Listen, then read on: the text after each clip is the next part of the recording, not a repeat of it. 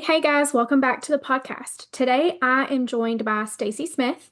She is the founder of Sascy Cycling. She teaches women how to lose weight biking from a place of love and appreciation for what their bodies can do. Stacy encourages women to ride to feel good and be strong. Weight loss isn't, nor should it be, the primary focus. Her anti-diet approach is all about small, doable changes that build confidence and lasting results. Stacy teaches women to listen to hunger cues, fuel their bodies, and most of all, have fun. When she's not riding, Stacy can be found teaching high school psychology or enjoying pizza nights with her husband and son. I'm so excited to have this conversation with Stacy today because I feel like she and I are so aligned in our beliefs and the message that we're trying to get out there to more women. And I just think that we are just so in sync. So I'm very excited about it. Stacey, I would love for you to kick us off and tell us a little bit about how you came to be so passionate about this and about spreading the word and the message that it is so important for us to have fun with movement and that that's really one of the most important pieces. Oh, yes. Thank you. First of all, thank you so much for having me. I'm so excited and so happy to be here. So um my journey with my body and my thoughts about my body actually started when I was 5 years old. I was in kindergarten on the bus and a little boy had teased me about my body. And I just remember thinking then that I was bigger and somehow different from other girls because of the size of my body. And so I was raised by my parents to believe that I was amazing just as I am. And I'm so thankful that I had that influence. But I found through, as I went through life, that my peers would often comment on my body because it was bigger than some others. And I was always just in the back of my mind as I went through high school and college, kind of grappling with this and this idea. And so I was really active as a small child, but when I went through puberty and all of my hormones started to shift and change, my body changed too, and it became much more difficult to move. And so I found myself kind of rejecting all movement and thinking that that was for athletic girls, that wasn't for me, and that I could never be like them. So I stopped trying. And when it came time to run the mile in high school, I walked it and I acted like, oh, like I'm just going to walk this thing. When the reality was, I was embarrassed because I was bigger and not athletic and I couldn't move like that. And so as I kind of became an adult and I got married and then I had a son, I had become a little bit more active in adulthood, but I always saw exercise as a way to lose weight or as a way to be skinny or a way to look better. I never did it just for the joy of moving my body. And it was always something that I was grappling with. And when I was pregnant and breastfeeding and all of those hormones were coming into play, it just got that much more difficult to focus on me, to focus on myself. And I ended up, about 5 years ago, standing in front of the mirror. I was the heaviest I had ever been when I wasn't carrying another human. And I was like, this is it. Like, I'm not going to do this to myself anymore. I am going to get to the bottom of this. I don't know how, but I want to really feel good about myself and my body. And I want to be healthy so that I can take care of my son, so that I can keep up with my son. I'm an older mom, and I also lost my dad when I was in my early 30s, and I don't want that for him, and I didn't want that for him. And so I just looked in the mirror and I said, I'm going to do something, and I am going to find a way to feel better, to feel comfortable, and to feel happy in my own skin and move my body in a way that finally feels good. And I lost 50 pounds that year. And it really wasn't about the weight loss. It was about learning how to move and feel good about moving and be strong and be, kind of the person that I always wanted to be.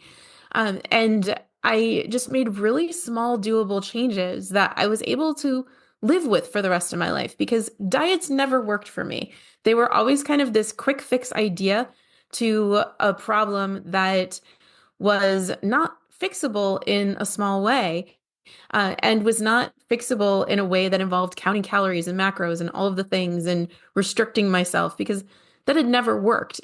I would lose a little bit of weight, I would gain it all back, and the whole time I would just feel absolutely terrible about myself. So now I teach other women how to find that thing that moves them, and that where they want to move. And so for me, it's biking, but it could be anything for anybody. It's that way to move your body that helps you to feel good and feel strong so that you can be the mom that you really know that you want to be. I think there are so many pieces of your story that so many of us can identify with.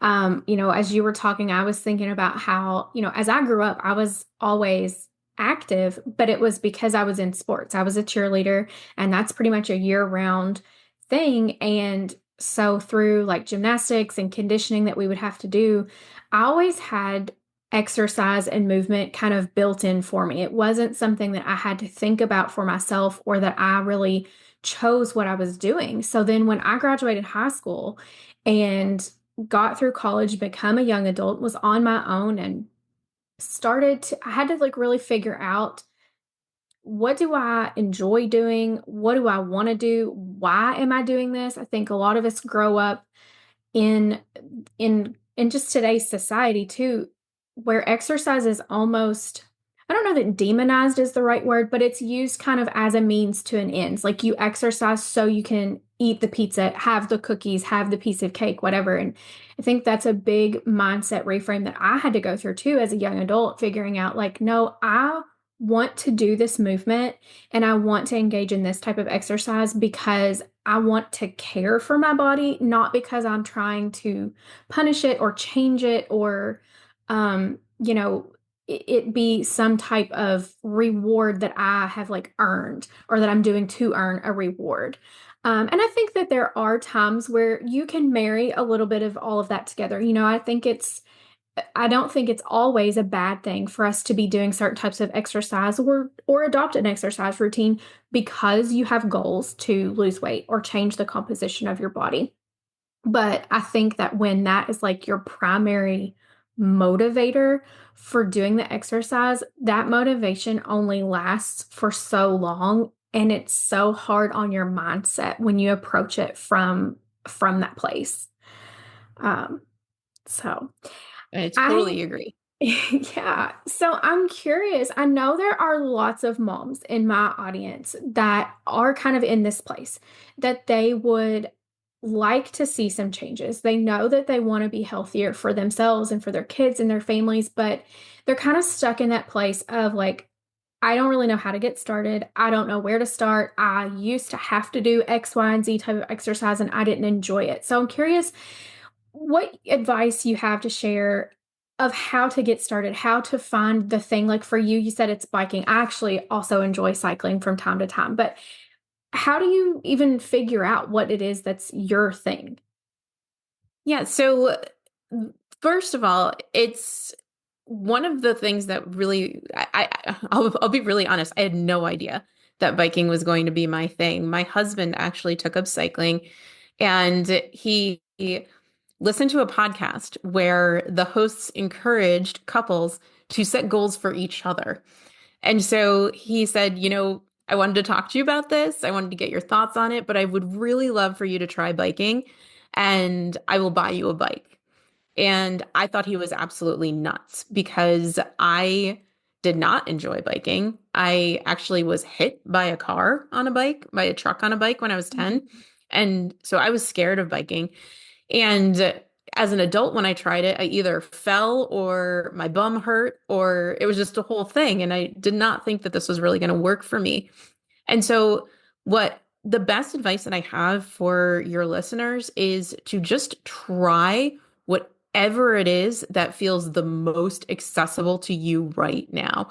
And so, if you only have 5 minutes, that could just be a 5 minute walk around the neighborhood. And if you have more time and you want to try running, the Couch to 5K programs are great. I've tried those before I found biking. I tried that and I didn't love it, but at least it got me moving. And so I would say whatever is the absolute easiest thing for you to try right now that actually you don't necessarily think, oh my gosh, I'm going to love this right away, but you're thinking, I can probably live with this for 5 minutes just to kind of see what it's all about. And so I don't usually encourage women to go and join a gym or to join some sort of rigorous program.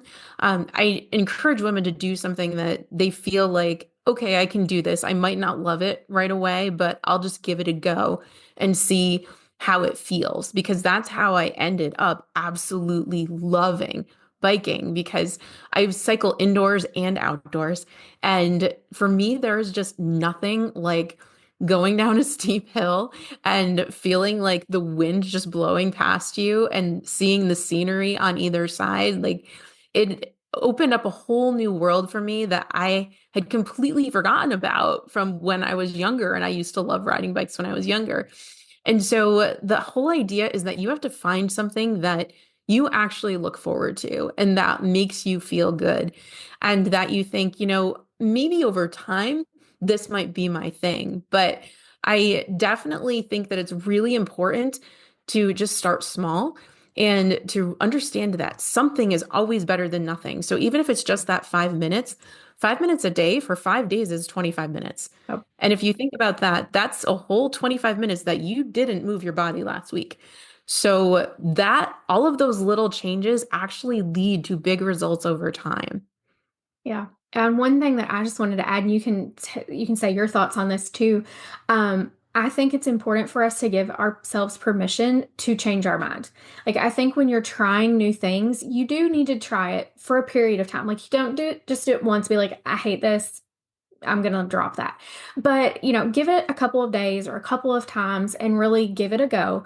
But then if you find that it's not working for you, I think we have to let go of the mindset of like, well, I've started this, now I have to finish it, or I'm doing this because someone else told me it's like the thing I need to do. I do a lot of work with women on their hormones, and there is a lot of research and a lot of support out there for weightlifting, for positive effects on hormones, but you know what? Weightlifting is not everybody's thing. It's not necessarily my thing. I've tried it numerous times because I know the benefits are there and I totally get it. But it's just like I do not look forward to that. And if I'm trying to force that, then instead of doing something I do look forward to, some type of movement and getting it in every day, I'm having more days than not that I'm like, you know what? I don't want to do that and I'm going to skip it today. And then I'm not moving. And that like defeats the whole purpose of trying to improve my overall health and wellness.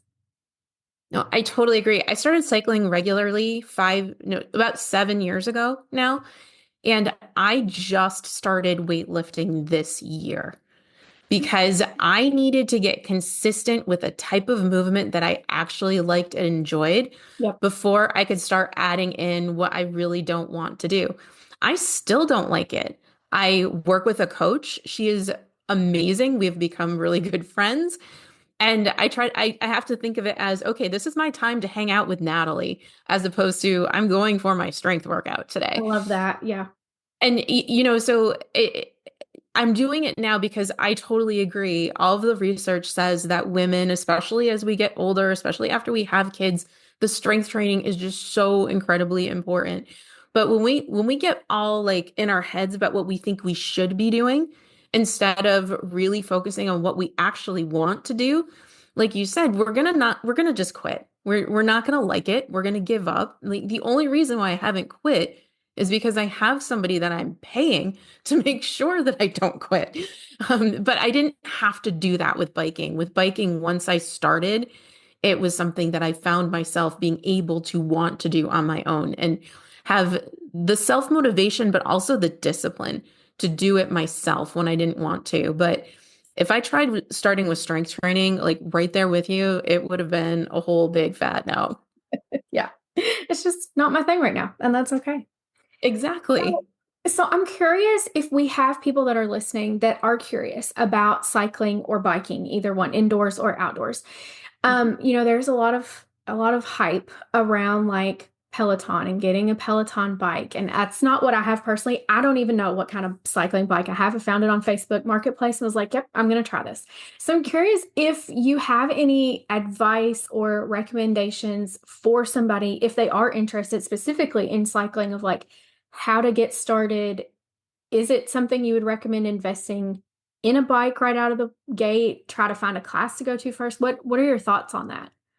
Okay, so when I first kind of entered this space, I was so brand new to all of it. I was fortunate that I had my husband to kind of give me some of the basics in terms of what equipment I would need, what kind of clothing I would need.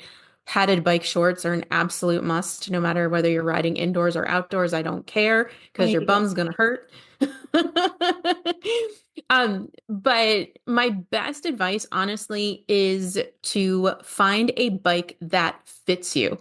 I don't care if it's an indoor bike or an outdoor bike or like an upstairs bike or a downstairs bike, whatever kind of bike it is, find a bike that fits you and that it doesn't need to be expensive. It just needs to be your size. Because if you try riding on a bike that is too big or too small, you're going to have a bad time. And that's how, as an adult, I started trying.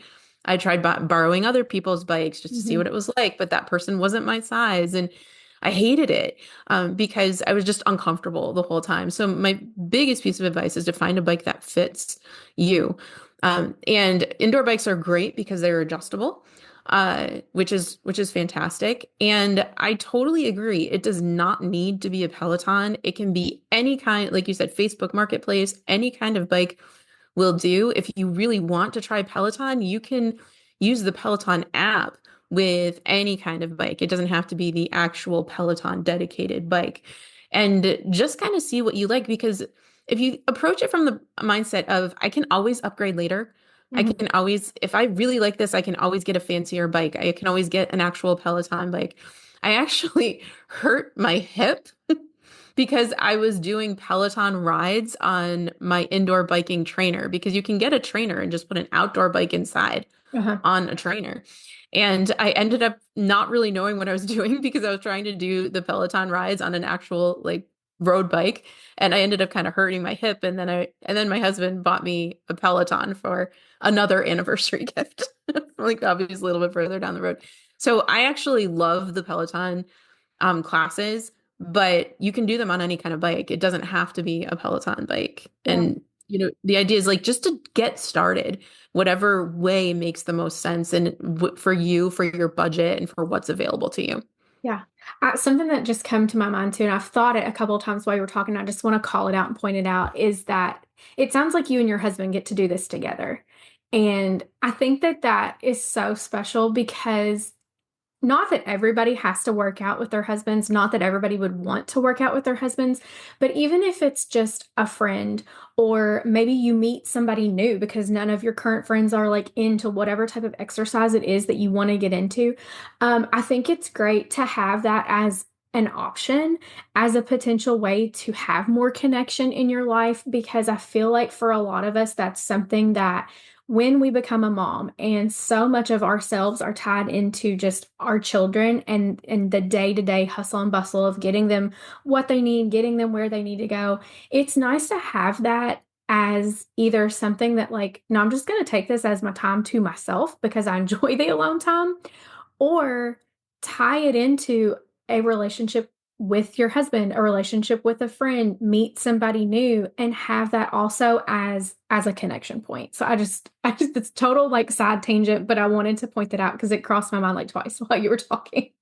No, no, it's so true. And actually my husband and I don't ride together that often because he's a lot faster than me. Oh, okay. So it's not a whole lot of fun for him, but I might get an e-bike so that we can ride together a little bit more. But having someone who's supportive of you is really very helpful and encouraging. And he's always been so supportive. He actually is the one who got me into strength training too, because Yeah. he's like, I've been working with a trainer and it's been really great and you should try it. And so I did. But the other piece of that is that there's an accountability when you're working out with somebody that can really be useful too, because even though we don't ride together, he knows if I'm planning to ride and he knows if I skip a ride and he's going to say something in a very, very friendly sort of way. But just knowing someone else is aware of what your plans are is really useful and really helpful. And last thing I'm going to say about this is I have met the most amazing women in the women's cycling community, both Peloton riders and road riders, both locally and globally. My Facebook community, my biking Facebook community has women from all over the world in it. And it is just so nice to know that you're not alone and that you can do this with a friend and meet up with a friend and ride bikes. And it's just so much fun because when you do something like that, it doesn't feel like exercise. It No. doesn't feel Yeah. like something you have to do. It feels like socializing. Like I said, with my trainer, it's like I'm going to hang out with Natalie and I'll just Hmm. happen to do some strength training at the same time. Yeah. I love it.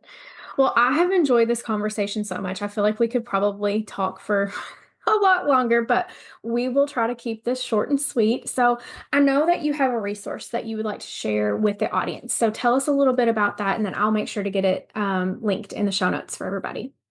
Sure. So for anyone who is interested in losing weight riding bikes, I have a quick start guide with just 3 simple tips on how you can get started with your biking weight loss today.